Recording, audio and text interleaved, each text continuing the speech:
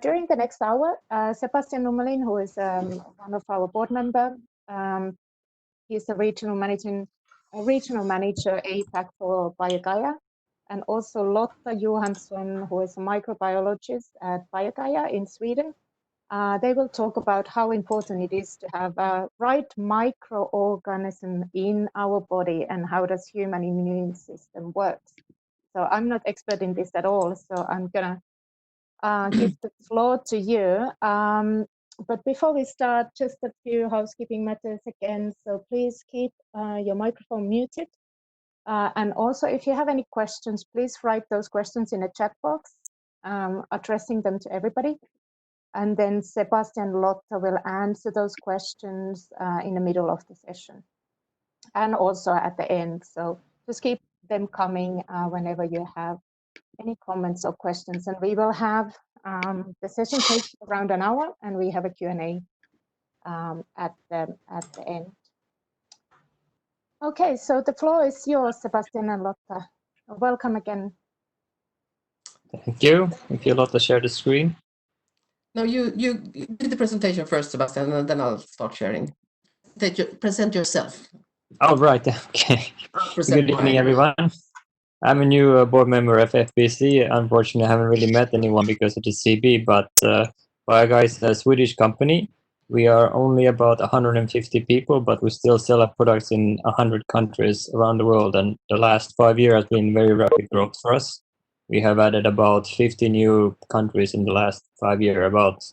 And what makes BioGaia different from other probiotic companies is we keep our clinical trials very important.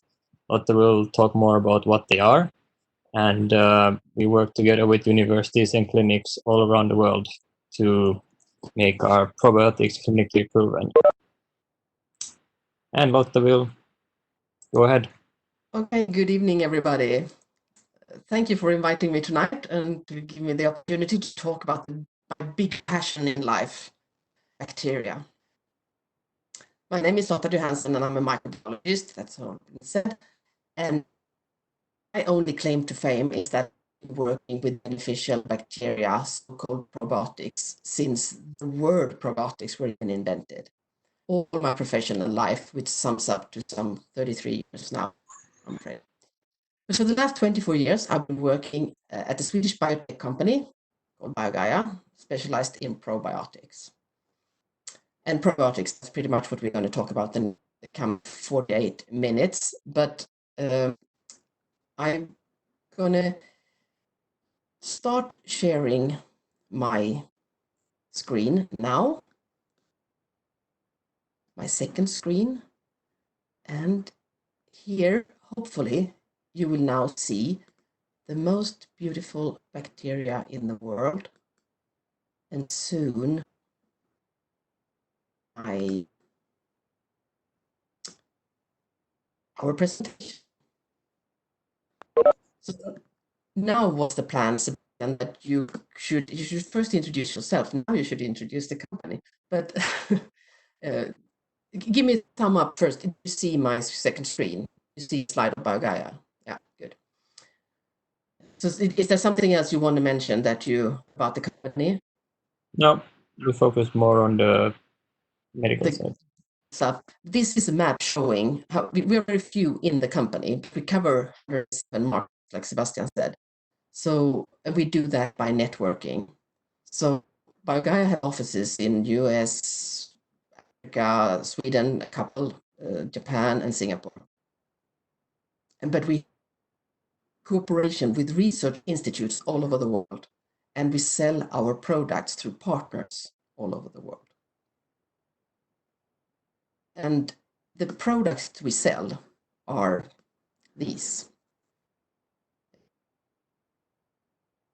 This tablets, BioGaia Protectis drops, different types and different flavors.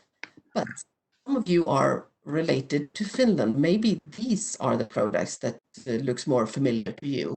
Because we have, since 2004, been working with Wehrmann, and they sell our probiotic bacteria under the brand Rela. When we first signed with Wehrmann, we didn't have our own brand to suggest. BioGaia brand was not even developed. So that's, and actually Wehrman inherited the brand Rela from a Finnish dairy called Ingman Foods that was later bought by Arla. But some of you might be old enough to remember Ingman, and they had yogurts and ice cream and cottage cheese things with our probiotic bacteria in it. Now, I have already mentioned the word probiotic maybe 20 times before we even started. So what is a probiotic? Well, a probiotic bacteria is a living microorganism that when you give it a certain amount, have a clinically proven health benefit. 3 criteria that a probiotic bacteria needs to fulfill in order to be a true probiotic. Okay, then what is a microorganism? That's maybe the first thing to sort out. Well, it's not only bacteria, which is the majority of the probiotic products are with bacteria, but microorganisms also include yeast, fungi, viruses, etc. But what they all have in common is that they are very, very small. That's why they are called microorganisms. They're about 1 micrometer long, or short, you should say. And that means that if you take 1,000 of them, 1,000 microorganisms, and put in a line, the line is only going to be 1 millimeter long. So they are extremely small. Sometimes we also call them microbes. And one very, very important aspect when you talk about probiotics, it's something called strain specificity. A probiotic bacteria needs to be defined on strain level. What do I mean with that? Well, bacteria in general are classified just like animals or plants in different levels. So a group of bacteria is bigger than the genus of bacteria that contains a little bit less, and a species contains even fewer types. And then when you talk about strain, then you talk about one bacteria that has exactly the same genetic composition, all of them. So bacteria needs to be defined on strain level in order to be a true probiotic. You need to do clinical studies here. You could not just walk into a pharmacy, ask for, oh, I want a bacteria, but a product that contains lactobacillus, for example. Then you wouldn't know what kind of probiotic you would get, or not even if it was a probiotic. It would be equally stupid as walking into a bookstore asking for oh, I want to print a book. Well, not even if you specify down to the species level, I want to read a novel. You still don't really know what you're getting. If you want to read The Lord of the Rings and you come home with Marianne Keynes, you might get disappointed. So make sure to define on strain level. One more example, because I have teenagers in the house. All iPhones are good. All Lactobacillus reuteri, good bacteria. They are not dangerous, very good bacteria in general. But in order to know specific features that you get, you need to define which iPhone. Try to convince your teenage daughter that an iPhone 6 is just as good as an iPhone 11. Yeah, right. Good luck with that. If you don't specify on strain level, if you don't know what bacteria you're getting, there are cheaper ways of inoculating your GI tract. So the last criteria for a probiotic is that it should be done clinical studies on the bacteria. On Lactobacillus reuteri, the strains owned and patented by BioGaia, they have been used in 217 clinical studies as of today, in more than 18,000 individuals of all ages, from prematurely born babies to old men, everything in between. And if this was a competition, this puts BioGaia and our probiotic strains on place number 3 in the world when it comes to number of clinical studies. So BioGaia, position number 3. Unfortunately, the probiotic bacteria in position number 1 is a Finnish one. It's Lactobacillus rhamnosus GG, isolated originally by Balio, the Finnish dairy, and now used in many. They also started in the dairy field, but they are now found in different types of supplements. Number 2 is Saccharomyces boulardii. It's a yeast that's mainly used for diarrhea. But we're number 3 in the world, working on it though. But now let's start from the beginning, and I mean the beginning. 4.6 billion years ago. If you were here, I would have asked you, do you know what happened 4.6 billion years ago? But now I'm going to tell you instead. 4.6 billion years ago, the Earth crust were formed. Earth really became the Earth. Before that, there were some 10 billion years when it was the gas cloud. But 4.6 billion years ago, the Earth crust were formed. And if we theoretically turn 4.6 billion years into 1 hour, we can move from here to 1 hour, 4.6 billion years. Already after 17 minutes, the first microorganism occurred on Earth. And then they ruled. The dinosaurs occurred in the 57th minute, and us, we, modern man, in the last part of the last second before the hour ended. The microorganisms have been living on Earth so enormously much longer than we have. And sometimes they say that if we are destroying our environment, the cockroaches or the rats will be the remaining species. But I'm sure that even the rats and the cockroaches were to disappear, the microorganisms, those are the ones that's going to last, because they're extremely adjustable to any type of environment, and they can adjust to pretty much everything. So, Orson Welles once said, "We are born alone, we live alone, we die alone." Very sad, I think. He was wrong.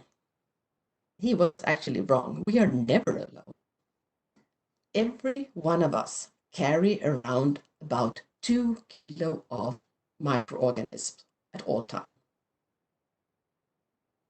And if we would count them, we have 10 times as many microorganisms in and on our bodies compared to our own body cells. And if we looked at their DNA, their genetic material, they have 100 times as much genetic material as we do ourselves. So they are extremely important for our well-being and the well-functioning of our bodies. Some example of what they're doing is they're educating our immune system. Microbes in our gut are educating our immune system to perform properly in the best way. They protect us against pathogens. Pathogens are microorganisms that is known to cause disease. They digest our food. Without microorganisms in the gut, we could not digest large sugar molecules or break down big proteins to something that we could use as nutrients in our bodies. They also produce certain vitamins that we can't do ourselves, essential vitamins like vitamin B and K. So yeah, they do a lot of good for us, and the fact is that we can't live without them. You can breed rats in the lab completely sterile with no microorganisms whatsoever, but they are really sick animals. They can't eat, they have diarrhea continuously, and they have no immune system. If you let him out on the street, he's just going to die because he can't resist anything in the environment. So being sterile is not a good idea. And you can, of course, not do that with humans, but you can with animals if you do it in the lab. But the fact is, we can't live without them. Okay, so what's the problem then? If we have 2 kilos good bacteria with us all the time that protect us, helps us with different things, what's the problem? Well, the problem is our modern way of living. We have changed our way of living enormously since we were hunters and gatherers some 100,000 years ago, and for that, for millions of years. Or maybe the is more adequate, because it all very much has to do with what we put in our mouth, the result of what we are eating. So the biggest problem with our modern society when it comes to the microbiota is our poor eating habits. We eat much more sterile food, not not as much sauerkraut or fermented sausages, kimchi and yogurt. Those kind of products are not as commonly eaten as today as sterile hamburgers, fried food, frozen food that contains very little organisms. We are also obsessed with hygiene, and at this particular time in history, more so than ever. We wash our hands for 2 minutes. We use alcohol and we try to just avoid everything in order to avoid one particular virus. That's the one that we want to avoid. But the consequence is that we are avoiding everything, keeping a too clean environment for what is good for us. We're supposed to be hunters and gatherers, being out in the wood, dragging food from the ground, just brushing off and eating it like that, killing a mammoth and eating it like that. So we are living in a much too sterile environment today, and this pandemic made it even worse. Use of antibiotics is negative. Antibiotics is not only killing bacteria that is causing the streptococca that is causing a sore throat for you, but antibiotics is also killing the good bacteria in your gut. Giving birth with cesarean sections is not a good way. We do that much more commonly now. Brazil, United States, some other countries that 80% of all births are with cesarean section. And the baby is supposed to pass through the vagina canal. When the baby is in the mother, he lives in a pretty sterile environment, but he's supposed to pass through the vagina canal, and the first bacteria the baby is supposed to meet is the good lactobacilli from the vagina of the mother. That's what he needs. And instead, when you're born with cesarean section, the first bacteria you meet might be skin bacteria from a nurse or something. That's not what you need when you're newborn. Stress is another thing that we do more today. It's no good for our microbiota. So what we are creating by our modern way of living is dysbiosis. It's not like the microbes are disappearing, but you have too many of the wrong kind in the wrong place. That's what we call dysbiosis. You need the good ones to get too many of the bad ones. And today we're going to focus on microbiota, how they educate our immune system and protect us against pathogens, and what probiotics can do in this area. So the fact is that our bodies are constantly exposed to challenges from the environment. All the time we are meeting different types of challenges, and our bodies have 3 safeguards to protect it. You could say that, like the blood, that's where you don't want the wrong thing to enter into your blood. If you get the wrong bacteria in your blood, sepsis, and that's going to kill you. So you want to protect your body from the environment, keep it separate. And we have 3 safeguards to help us do that. We have our microbiota, the microorganisms living on and in our bodies. We have our skin, the outer skin, and the entire epithelial lining, because your skin just continues on the inside. And so I want to convince you that you are actually donuts. We have to think of ourselves as donuts. We are just a tube with a hole in the beginning and a hole in the end. And your GI tract, your stomach, your small intestine, and your large intestine is outside your body. Your body is around this tube. Okay, so the second line of defense is your skin and the epithelial lining. Your line of defense is the immune system. If something happens to pass through your skin into the blood, you have the immune system to handle it. Okay. The donut, yes. Now I want to introduce to you the most beautiful bacteria in the world, Elrota 17. And the fantastic thing is that this particular probiotic bacteria has been shown to support all 3 safeguards. So he supports our microbiota, he supports our epithelial lining, he supports our immune system. And I'm going to go through them one at a time, explaining how the microbiota protects you and then what we're doing to support that effect. So, starting with our first safeguard, the microbiota, you know by now, 2 kilos. And we want a great diversity in our gut. It's better to have 4,000 different species in your gut than having 40. It's not like 4,000 is better than 1,500. We don't know that, but you don't want to be monocolonized. You don't want to have just 1 or 2 species in your gut. You want to have a great diversity in order to be healthy. That's very well established. And you also want a ratio of 1 to 10, because you're never ever going to get rid of all pathogens, all disease-causing bacteria. You can't eliminate them. We need to have 10 good ones to protect us against 1 bad. So if you have 10 good lactobacilli in your intestine and a Helicobacter pylori or a salmonella, let's say a salmonella bacteria, salmonella that gives diarrhea, a salmonella bacteria comes along, then the 10 good lactobacilli is going to win and the salmonella is going to not being able to get you sick. If you have been on antibiotics, for example, and have maybe only 3 or 2 good lactobacilli left, and the salmonella comes along, then the salmonella is stronger, and he's going to give you diarrhea and make you sick.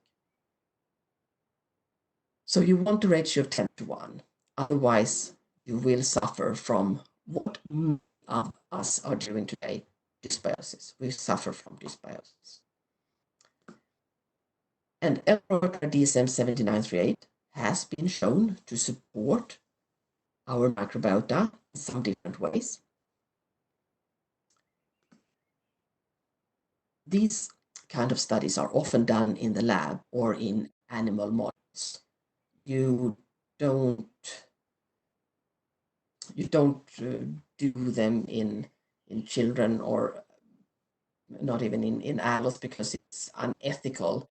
It's interesting, but not the risk is good enough to do a clinical study maybe. But so the majority of these studies in animal models or in vitro in the lab. But studies have shown that L-reuteri DSM-7938 has a positive effect on microbiota in different ways, for example, by increasing diversity. And that's what you want. And that is quite easy to do in children because you just use the reuteri and then whatever comes out where you can analyze quite easily. So reuteri has been shown to contribute to great diversity. It's also increasing the level of bifidobacterium, which is a good bacteria that you want a lot of in your large intestine.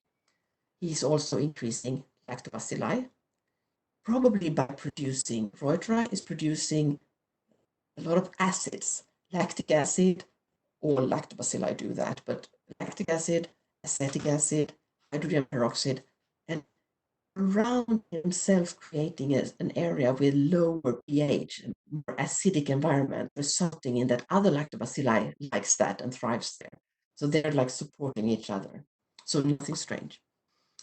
But L-reuteri DSM-7938 has also been shown to decrease a lot of pathogens, Klebsiella, Helicobacter pylori, Candida, pathogenic E. coli.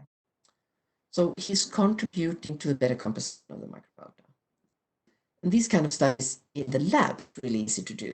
So this is a list of different types of pathogenic bacteria, pathogenic yeast, Candida albicans, you know, that's really, really naughty microorganisms that you don't want to take over in your body, causing everything from trash, a white thing on the tongue for newborns, to malnutrition because it colonizes the whole gut, or vaginal fungi infections in the vagina. You absolutely don't to him. Rotavirus, diarrhea. Okay, so this is a list of pathogens where reuteri has been shown to inhibit, and he's doing so by producing something called reuterin. And of course, it's called reuterin because it's reuteri that's producing it. It's the chemical, if the chemical name is hydroxypropionaldehyde, but we call it reuterin to make it easier. So what you do to see if a pathogen is sensitive to reuterin and reuterin is that you an agar plate.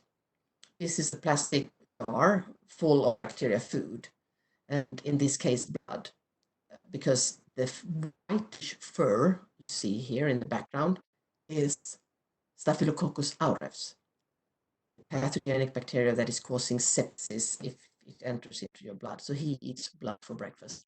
So he thrives on this plate unless where the Reuteri colonies are growing. The white colonies are Reuteri colonies. And as you can see, around the Reuteri colonies, Staph aureus can't grow.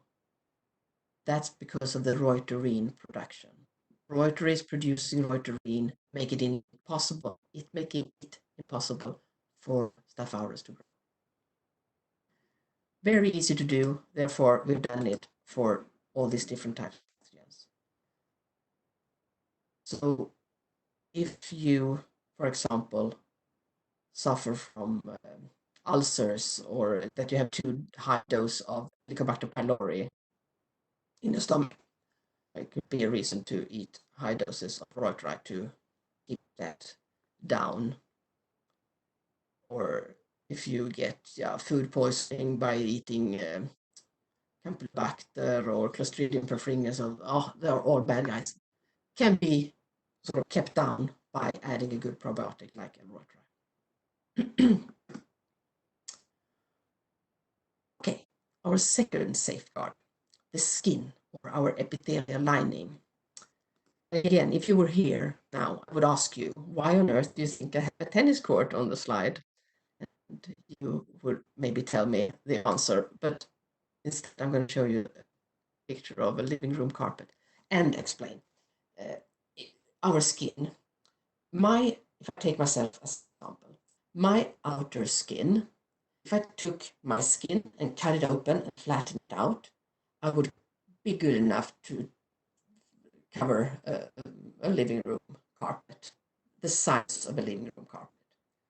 But if I take my inner skin from the mouth to the bitter end and open the tube, cut it open, flatten it out, my inner skin is large enough to cover half a tennis court. So if you believe me when I said that we are all donuts, our inner skin is our largest surface towards the environment. We think that we are meeting the environments like this, but we are actually meeting the environment. Whatever we're putting in here, whatever we're eating, is still on the outside of our body. So our largest surface towards the environments is our epithelial line, our inner skin. And this means that our inner skin needs to be really well performing at all times. It needs to be really fresh and know what it's doing, because your outer skin is a fairly easy task. It's just supposed to block everything. Unless you actually cut or make a hole, nothing is going to enter into your bloodway. No Staphylococcus aureus is going to through your skin on your hand, unless you have a cut. But your inner skin needs to differentiate between good and bad, what should be absorbed in your body and what should not. Because you eat sugar, you need that, you eat vitamins, you need that, you eat proteins, you need amino acids, so the bacteria breaks down the proteins and the amino acids are entering into your body. You eat fat, unfortunately also absorbed into your body. I know we need it, but I could keep it down a little if I was to choose. But the thing is that your inner skin needs to differentiate what should be let into your body and what should not. It's semi-permeable. Pathogens, toxins should not enter into your body. And this is what we all look like on the inside. We're really curvy. So this is your inner skin. One cell layer shown in this picture. Your epithelial lining, your epithelial cells, every white one with a gray core is one epithelial cell. And in order to keep fresh, this cells are reproduced very, very quickly, very often. New epithelial cells are produced down here in the crypts, and then they move up like this, and after like 3 days, they are 4 days old, then they are shedded off and washed out with the food that is passing by in the tube with whatever what you're eating. So in order to stay fresh, inner skin is replaced every 4th day. Skin is replaced every 4th week, which you notice if you go on vacation, come home with a nice tan, 4 weeks later it's all gone. But your inner skin is replaced every 4th day. And if we magnify even further, every little small white epithelial cell has on his surface microvilli that makes the surface even bigger. And that's, you can see that in the next slide. This is like the white, it was white in the last picture and the gray core in the middle. Everyone have microvilli as well. So this is the epithelial lining, also called gut barrier, many names. This is where the food passes by. These are microbes, good, some bad, that's living in the mucus close to the epithelial lining. And this is the inside of your body where the immune system is the main of its activity. So B lymphocytes, plasma cells, etc. are active working in here.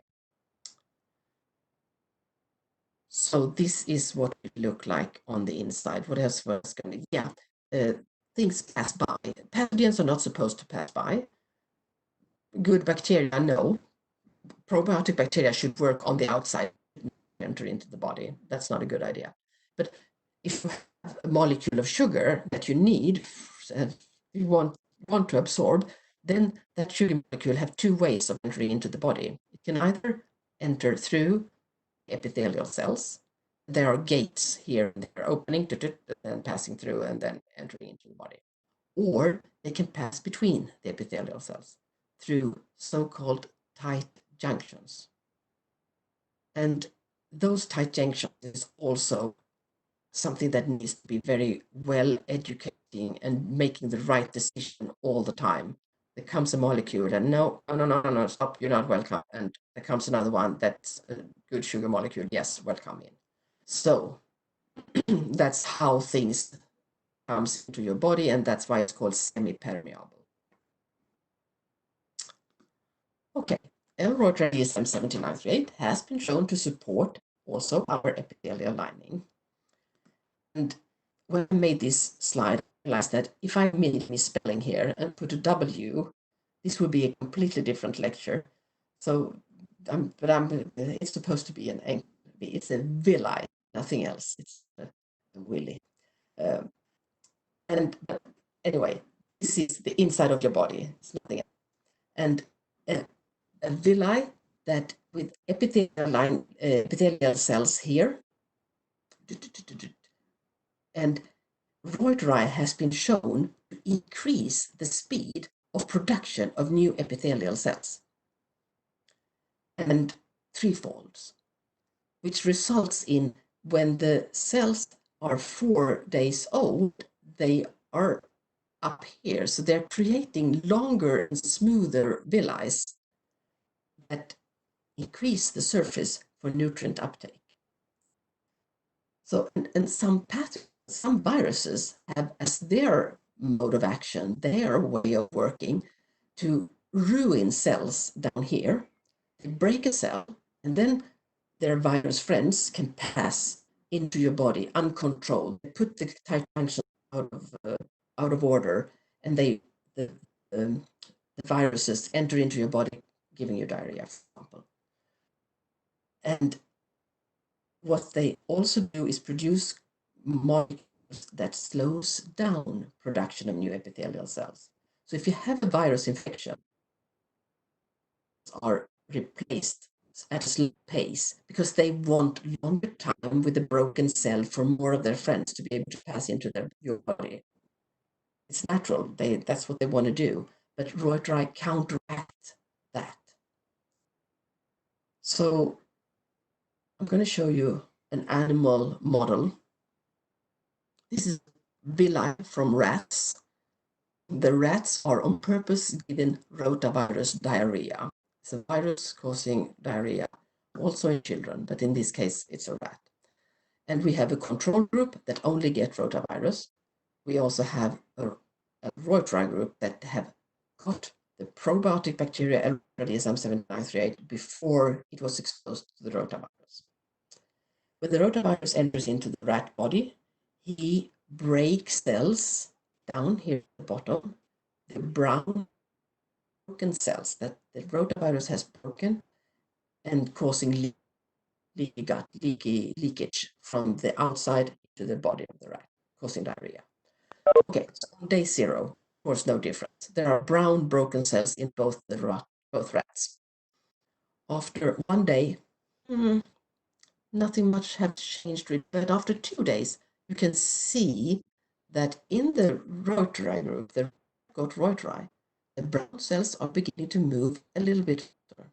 They're beginning to move. And on day 3, the brown cells are about to be shedded off. And on day 4, this is a completely healthy villi. No leakage here, no virus left. While in the group that didn't get Reuteri, they're still down here halfway, and that poor rat still suffers from diarrhea. And okay, this is a rat model, it's a mode of action study, but this has also been confirmed in clinical studies done on babies. And this is a Finnish study, by the way, done in Helsinki, with children coming into the emergency ward with severe rotavirus diarrhea.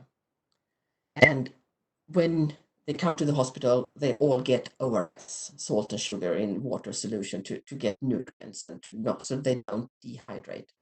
So both children got ORS, but half of them also got Reuteri. 0, of course, no difference, but already after 1 day, you could see that more children that got Reuteri recovering. And after 2 days, there was a significant difference between the ones that didn't get Reuteri and the ones that did. The ones will also recover, but it takes longer, and the danger is the dehydration that takes place. So, and after 3 days, most of the Reuteri kids could leave the hospital. So when you work with probiotics, it's not good enough to only have mode of action studies in animals. You really need clinical data to confirm. But the animal model can really support what you see in clinical trials and explain what's happening. Now, our last safeguard, and maybe half the focus of this seminar, the immune system. The gut is really, really relevant when it comes to the immune system. 80% of our immune system emerges from our GI tract. And I'm not an immunologist. I can't even pronounce the word properly, but I'm still, in order to make sense what probiotics are doing here, we need to go through a little bit how the immune system works. But it's a simplified model or version, so it's extremely complicated. And that has become very obvious now because so many scientists know or can agree on how the immune system works. So it's really fascinating to read the publication that pops up now where new findings occur every day, how our bodies react to this particular virus and how the immune system reacts to it. But basically, just some short words about how the immune system works. Divided in 2 parts. The innate and the adaptive part. The first line of the immune system and the second line of the immune system, you could say. So the innate immune system also includes the microbiota and the skin. But so that's what we already talked about, first and second safeguard, but also cells that are produced in the body, in your body, that protects you in a non-specific way. There are cells that are around in your body, but they don't really know what they're looking for, and they have no memory. They're lost. They are there all the time. So if a pathogen shows up, then they can attack it rather quickly, within hours or even minutes sometimes. But when they meet the same pathogen again, they forgot. So they have no memory. It doesn't become smarter with time. No immunity is achieved with the innate immune system.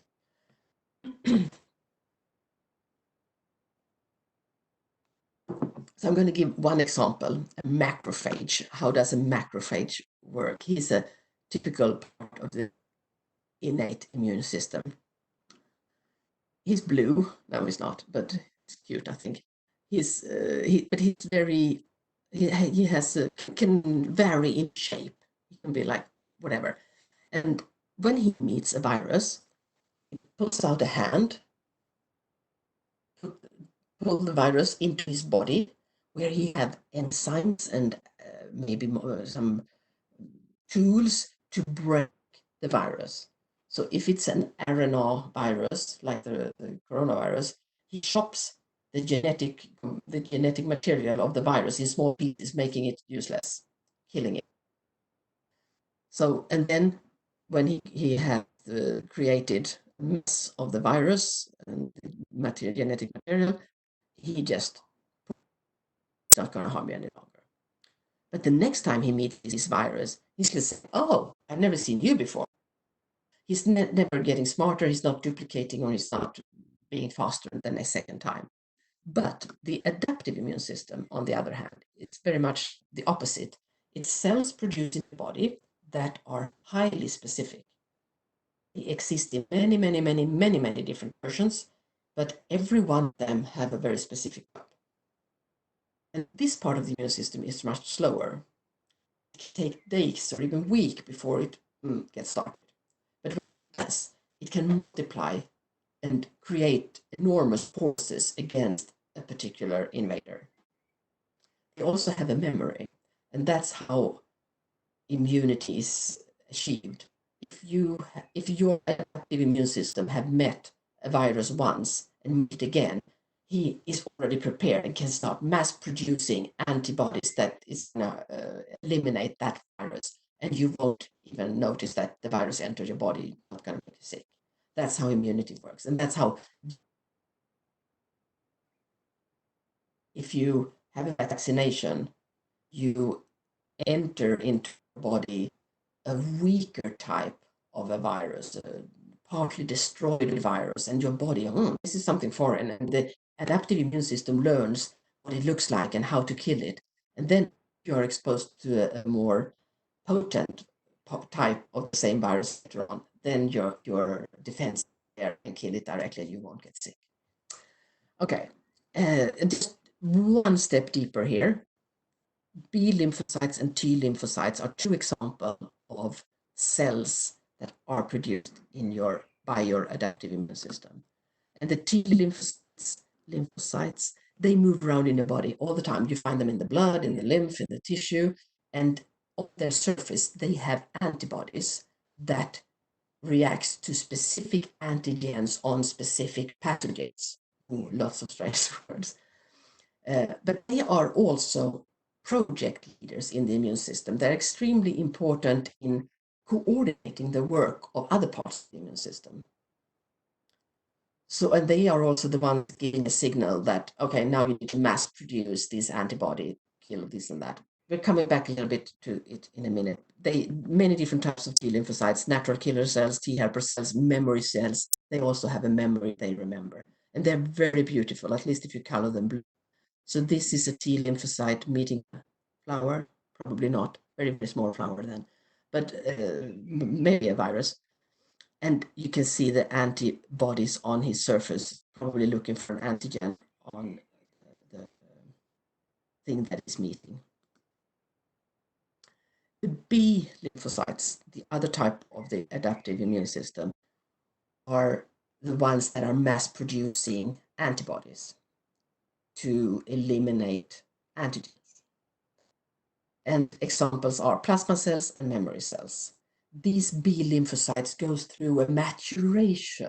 Okay, let me show you. Sorry, this one. Here you have an immature B cell, B lymphocyte. It meets a virus, an antigen that binds to the surface, fits fairly well to his antibodies.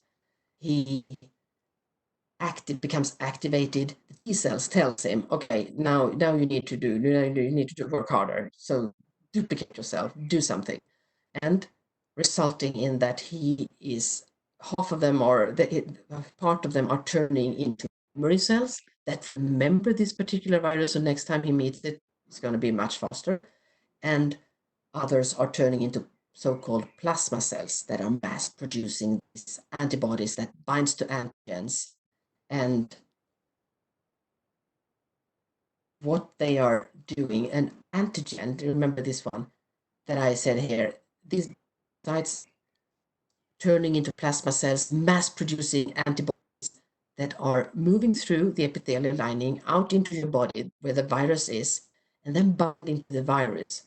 They have different mode of access. There are different types of immunoglobulins, different types of antibodies, IgA, IgG, IgM, IgG, yeah, there are many different. But IgA, for example, is binding to a virus, making him so big and clumsy that he physically can't get close to the epithelial lining, or even less pass through into your body. Sorry. So that was them in 5 minutes. Excuse me.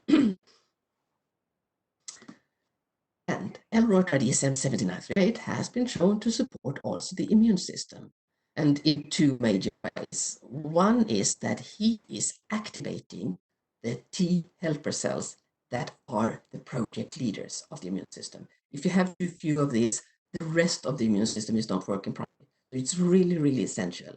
And that's what the HIV virus did. HIV virus killed T helper cells. So that's why if you suffer from AIDS or HIV, you have no immune system whatsoever. So L-rhodra is supporting and activating these T helper cells. Shown this is a study done in happy Danish guys that were eating our product. So it's not an animal model; it's a true clinical study in humans. L-rhodra is also increasing production of immunoglobulin A, which is the one that is really good because it binds to many pathogens and make them harmless, impossible for them to exert their effect. Okay, so that was mode of action studies, in vitro studies, and studies done in animals. I've been giving a 2 hours lecture this morning as well, so my voice is about up. And 3 o'clock, I'm going to do it for Latin America. I don't know if they're going to hear anything. Next time, I think I will stick with 2 lessons per day. Okay, rhodra-DSM-7938 has in clinical studies also been shown to have effect. Like I showed you with the rotavirus diarrhea case. Yeah, it's interesting that it happens in mice, but it needs to be shown in humans in order to be relevant. And as of today, 6 prevention studies show that if you eat our probiotic bacteria preventively, you will have less problems with diarrhea. You will need less antibiotics, which is really important. You will also have less problems with upper respiratory tract infections, and this may result in less absence from daycare and absence from work, and actually cost saving both for the family and the community. So these are the 3 studies done in children. I said 6, 3 are in adults, 3 are in children. 3 done in children going to daycare that got either placebo or our product. And 3 studies, Augustina Gutierrez, done in Mexico, in Asia, and in Israel. And in all these 3 studies, it could be shown that children that got our probiotic L-rhodra-DSM-79 preventively suffered from less incidences of diarrhea. They needed less antibiotics. In 2 cases, they had less fever, and they were less absent from daycare. And in one case, we could also see significant lower numbers of upper respiratory tract infections in the children that got the product preventively. It has also been done in adults, 2 of them not with significant result, but one showed significant reduction in short-term sick leave in people working at Tetra Pak, a big production plant in Lund in Sweden, and especially so in those that worked shift, worked night and maybe eating at odd hours, etc., putting a little bit pressure on the system. And it was significantly benefited from getting our products. And that was the last slide when it comes to clinical studies. So what we all want to do now is, of course, support our immune system. Very little is known how to do it. What is known is how you do to ruin it. Because if you don't sleep, if you stress too much, and if you are malnutrition, then your immune system doesn't work. So those 3 are things that we know from the negative aspect, that if we sleep properly and try not to stress too much and keep a balanced diet, then we are helping our immune system to perform its best. We can add some vitamins, maybe vitamin D, maybe vitamin C, but also make sure to have good bacteria in our gut. Probiotic from BioGaia is, of course, the preferred option. I might be a bit biased, but very little. June here put it like this. The human immune system seems to be designed to control microorganisms is in fact controlled by microorganisms. So you want to make sure that the 2 kilos of microorganisms that you carry around are the right ones and are the good ones. Thank you for listening, and if you have any questions, I will be so happy. Yeah, there's one question here. If there's any difference between people living on the countryside or city dwellers about the immunity?